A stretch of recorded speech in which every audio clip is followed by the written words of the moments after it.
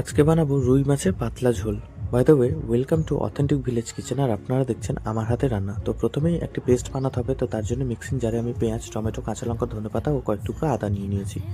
এরপরে মাছের মধ্যে নুন, হলুদ ও লঙ্কার গুঁড়ো মিশিয়ে ভালো করে ভেজে নেব। মাছগুলো ভাজা হয়ে গেলে ওই তেলের মধ্যেই আমি দিয়ে দেবো কয়েক টুকরো আলু। আলুগুলোকে হলুদ দিয়ে ভালো করে ভেজে নেব, প্রায় 80% মতো। এরপরে ওই তেলের মধ্যে জিরে ও তেজপাতা ফোড়ন দিয়ে দেবো ওই আগে থেকে রেডি করে রাখা পেস্টটা।